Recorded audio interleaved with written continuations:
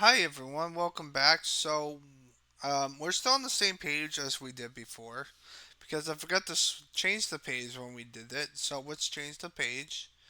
Oh, we got four, but there's no picture, so you're just gonna see text here. So we got Phoenix, never heard of it. Zork One, never heard of it.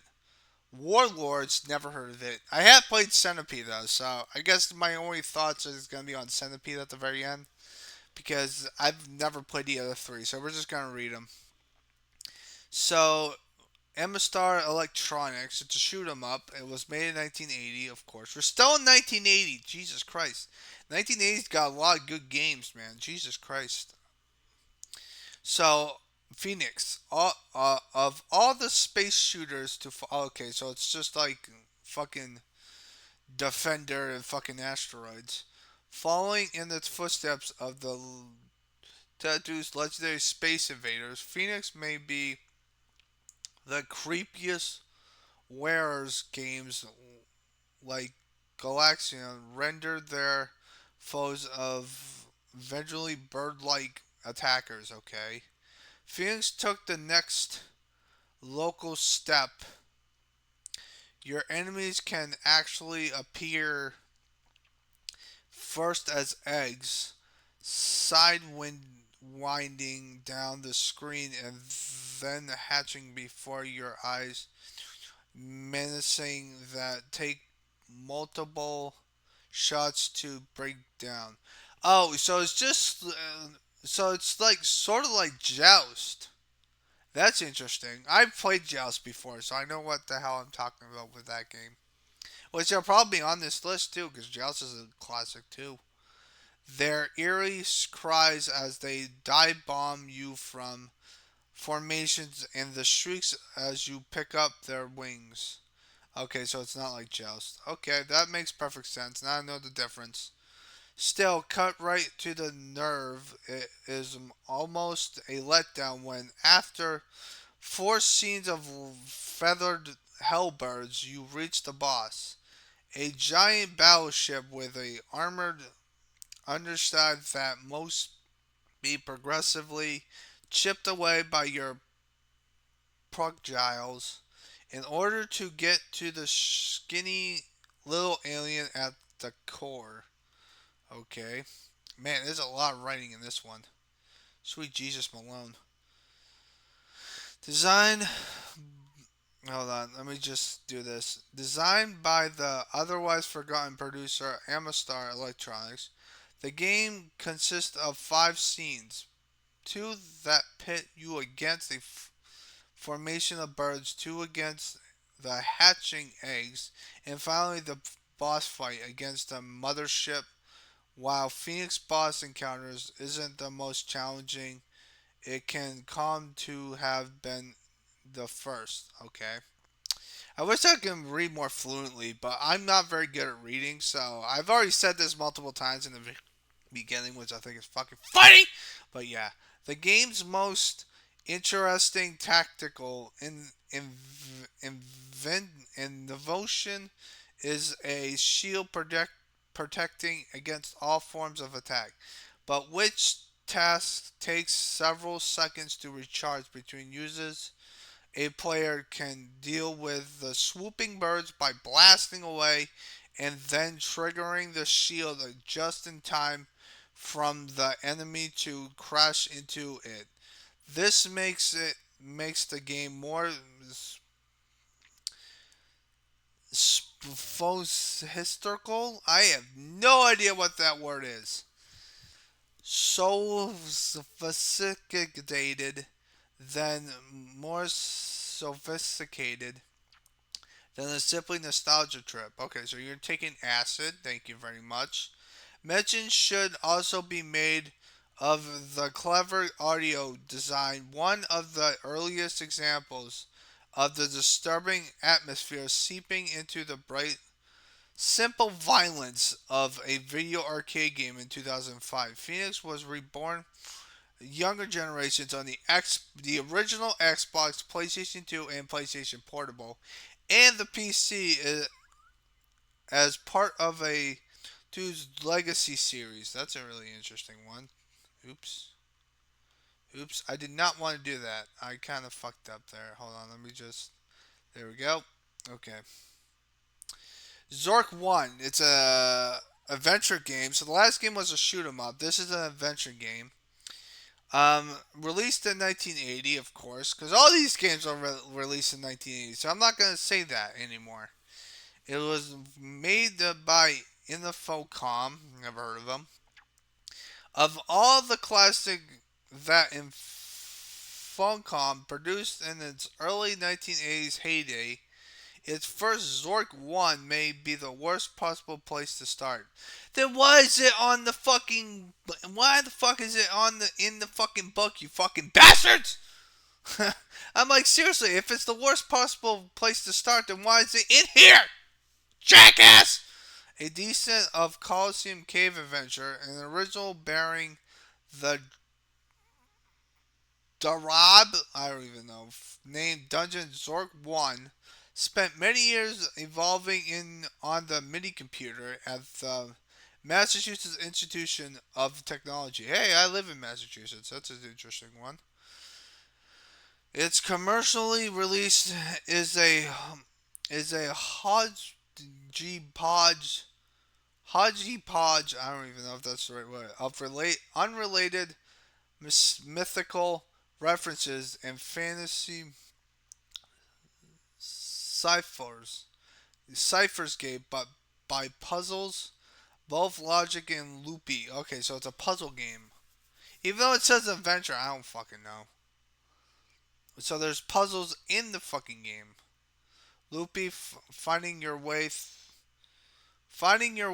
through a maze by leaving a breadcrumb trail of objects. Oh, okay. That's simply scaring off a cyclops by yelling obscurious. That's a little esoteric. Some of these words are like, what the fuck am I reading? In Formcom's later text adventures, prized carefully crafts memorable characters and puzzles that were at least a little more sensible than the ones that greeted explorers who broke into the White House, discover a vast world underneath. Okay, that's an interesting concept. At heart, Zork One is a little more than a treasure hunt, but if anything saves it from feeling dated, it's the charm and the humor that shines through every investigatory item in the room. Descriptions. Okay. As the train goes by, I do apologize. The writers didn't just force you to bring a light into the caves, they invented a dark swelling monster, a Grood, to keep you in line. Groose what would featured in many future Interfocom's games. Oh, it's the company. Okay, that makes sense. Also noteworthy was the role of the Thief Gaming's first major non-player characters. Okay. He is an anonymous anthropologist who moves through the world by plays a critical role in your beating the game. Okay. Informally remains Simonius with interactive fiction 20 years after the company closed its doors remains us that since the birth of computing, programmers have tried to bring adventure fantasy and the imagination. That word keeps being used a lot. Of a token of Jeto. I have no idea what the fuck that word is. There's a G, there's a Y, there's a G, and there's an A, there's an X. Okay. To the binary world, Zork 1 has the distinction of being one of the first milestones on that journey. You just dissed it in the first fucking sentence, and now you're saying that it's whatever, dude. Fuck Zork. I don't even want to look at it. So the next game is a shoot 'em up. It's by named by Atari, and it's a Warlord. So let's go. Long before Nintendo marginalized once you damn man, it's really starting to get tough reading these fucking complicated fucking words, man. By God, once uniqueness D-pad with the N64 controller. We'll get into the N64 in the 1990s because we're not even there yet. We still have 10 more years, 15 more years until we get to the N64. Atari was providing smooth analogs inputs in a classic paddle driven arcade games such as Pong and Breakout, building on those games' defense and block breaking machines. Warlords, despite not being a huge hit at the time, emphasized the competitive party nature of the early 1980s arcade scene. Okay, so it is an arcade, but it's also a shoot 'em up. Available in a four-player cockpit cocktail cabinet with colors display or a black and white two-player upright unit. The game was ported to the Atari VCS. That sounds like a VCR or something like that. The following year, its Venturous fans convert. I know that word. Convert. Covent.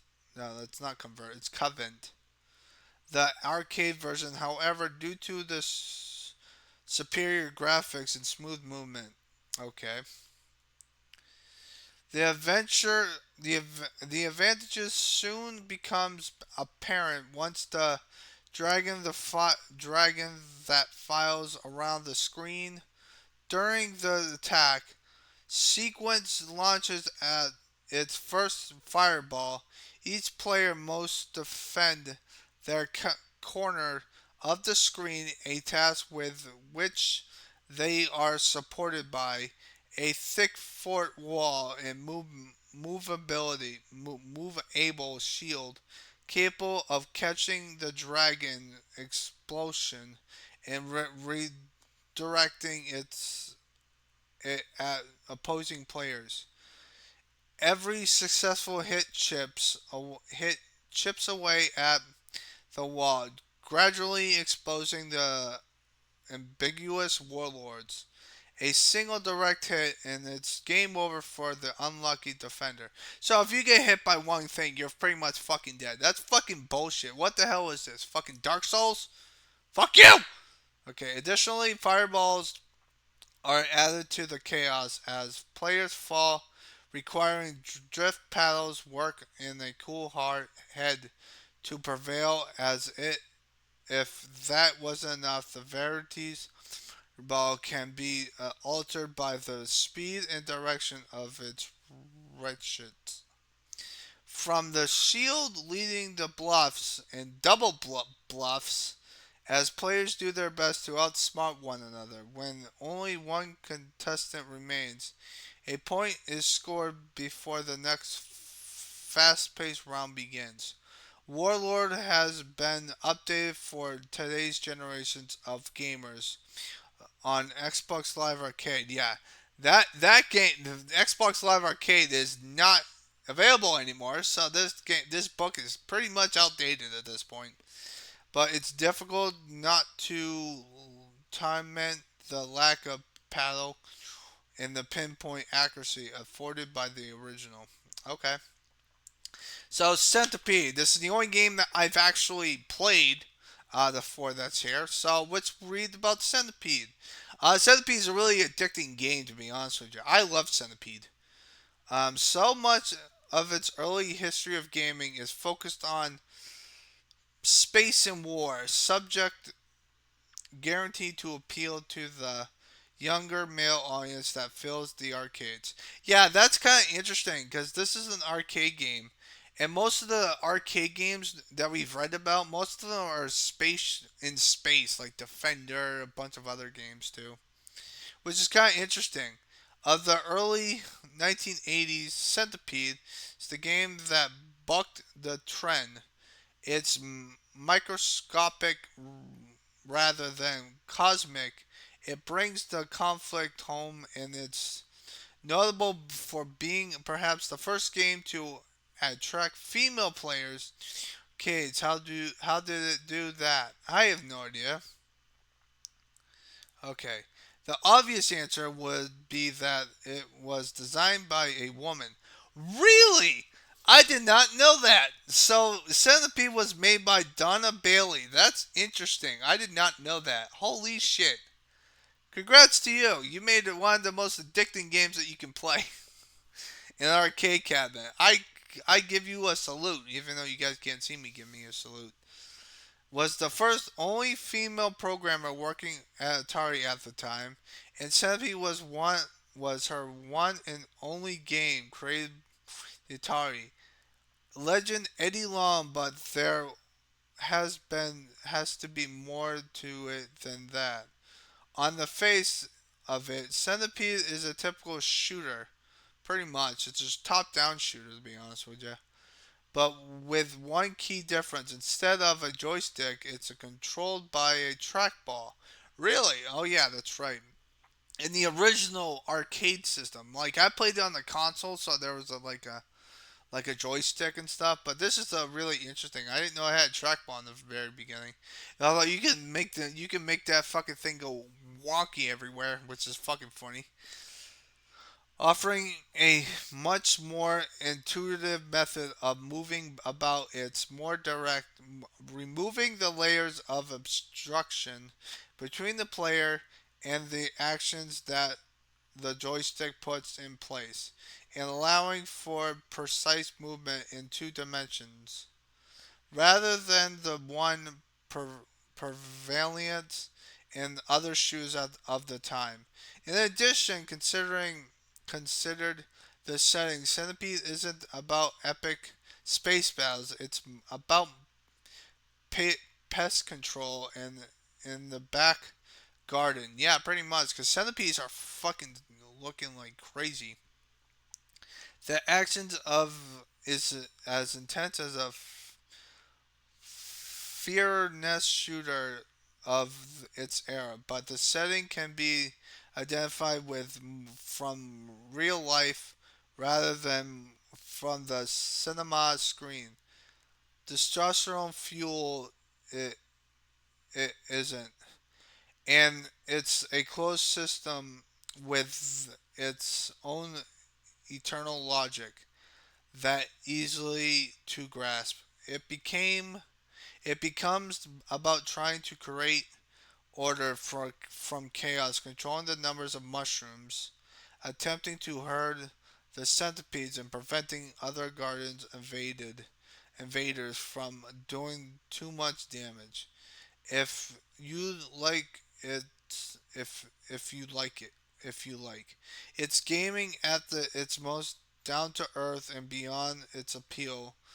Fairer sex is it's so challenging enough to give the most hardened hardened of players tough time. Yes, a rare combination indeed. Yeah, Centipede's not that. Centipede is really difficult because if you wait too long, you will definitely get your ass kicked and you'll probably end up dying. So just want to let you know that. Never played the other three. I don't give a fuck about the other three, to be honest with you. But I'm gonna, yeah. So I don't know about Phoenix. I don't know about Zork. I don't know about Warlord. But I did like Centipede a lot. So I was really looking forward to it. So the next one, ooh, we've got two games that I can actually talk about because I had played Donkey Kong and I had played Galaga, which I thought, oh, we're moving on to 1981, woohoo! So yeah, I hope you guys have a nice positive day and always stay positive. This video was a lot longer because there's a lot more thing to say because there are four games. So it's not going to be the last time we have four games that we talk about. So I hope you guys have a nice positive day, and next time will be Galaga and Donkey Kong Country.